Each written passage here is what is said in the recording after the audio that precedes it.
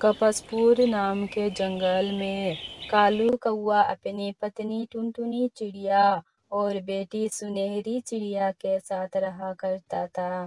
कालू कौआ के पास खेती करने के लिए जमीन तो था, लेकिन मेहनत ना के बराबर था। घर की हालत देखकर उसके पत्नी टुनटुनी चिड़िया उसे कहती है, मेरी बात मान लीजिए जी, मुझे कदरनाथ सेठ के यहाँ काम करने दीजिए। साफ सफाई और घर की तो काम करना है, क्या फर्क पड़ जाएगा, वहाँ जाकर काम कर लूंगी। तू घर की राशन पानी का तू खर्चा निकाल ही जाएगा। बस कर टुनटुनी, तेरी बातें मेरी दिल को छू जाती है। ये मेरे लिए मर मिटने जैसा हो जाता है। तुम जानती नहीं हो वो सेठ की नीयत कितनी गंदी है। वो अपनी घर पर काम करने वाली हर चिड़िया पर बुरी नजर रखता है। नहीं नहीं, तू वहाँ काम करने नहीं जाएगी बस। कालू कौआ दिन भर इसी चिंता में रहता था कि वो अपनी पत्नी और बच्ची को ढंग का खाना नहीं दे पा रहा था। कालू कौआ जब भी जंगल में किसी से मदद मांगने जाता तो सभी पक्षी उसे मना कर देता। एक दिन वो अपने खातून को खोटते खोटते आत्महत्या सा हो गया।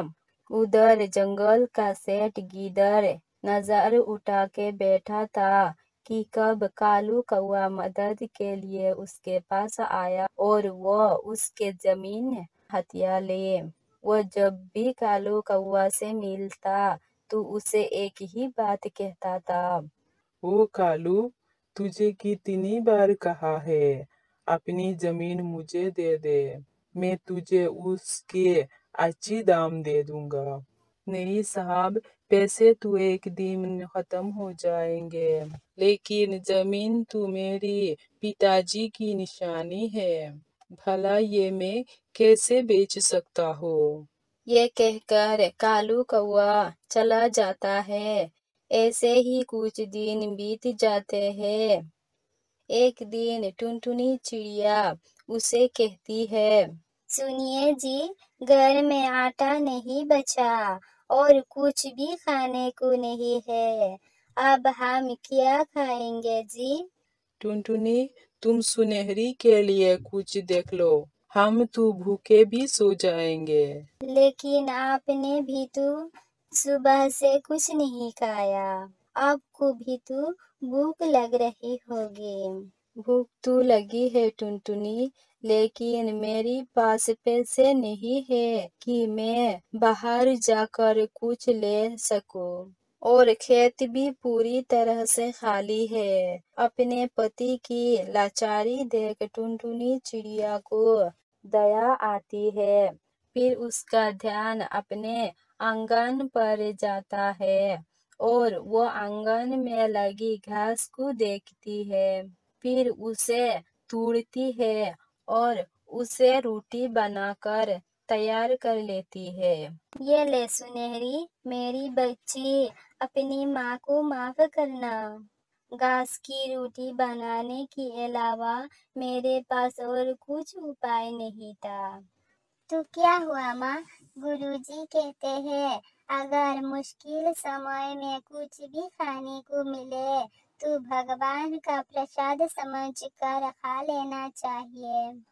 बिल्कुल सच कहा मेरी बच्ची।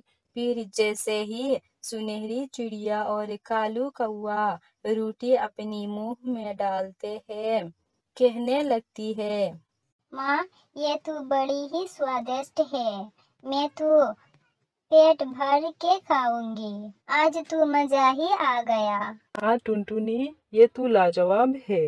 ये तो गेहूं की आटा से भी स्वादिष्ट है। फिर टुनटुनी के आंखों से आंसू बहने लगती है। मैं जानती हूँ कि ये इतनी अच्छी नहीं है, आप दोनों मेरी मन रखने के लिए कह रहे हैं, लेकिन मेरे पास आप दोनों को खिलाने के लिए कुछ भी नहीं था। मुझे माफ कर दो। टुनटुनी, तुमने मेरी बुरी वक्त में बहुत साथ दिया। अब तो रो मत। मैं कल ही काम की तलाश में शहर की जंगल जाता हूँ। कुछ देर बाद दरवाजे में बोंटू नाम की चिड़िया आता है। अरे सुनिए, ये क्या कालू जी का घर है? उनके लिए कुछ खास तोहफा है। जी हाँ, ये उन्हीं का घर है। बताइए क्या काम है? तभी कालू कौआ आता है। क्या बात है भाई साहब? दरअसल मैं लॉटरी विभाग से आया हूँ। कुछ महीने पहले आपने लॉटरी खरीदी थी, उसका आज ही रिजल्ट आया है। आपने इस लॉटरी को जीत लिया है, जिसका इनाम पूरे 25 लाख रुपया। 25 लाख रुपया?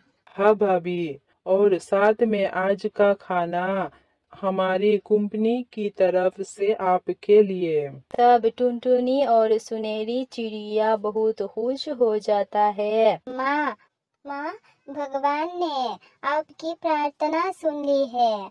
अब हमें भूखा नहीं सोना पड़ेगा। हाँ बेटा, जिसका इतने अच्छे बच्चे हो, उसके भगवान क्यों ना सुनेगा। अब उनके दिन बदल जाते हैं।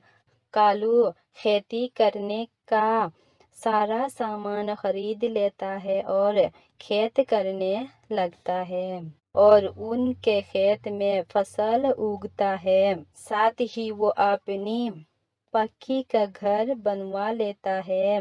देखते ही देखते अब वो इस जंगल का सबसे अमीर पक्षी बन जाता है और खुशी खुशी अपनी परिवार के साथ रहने लगता है।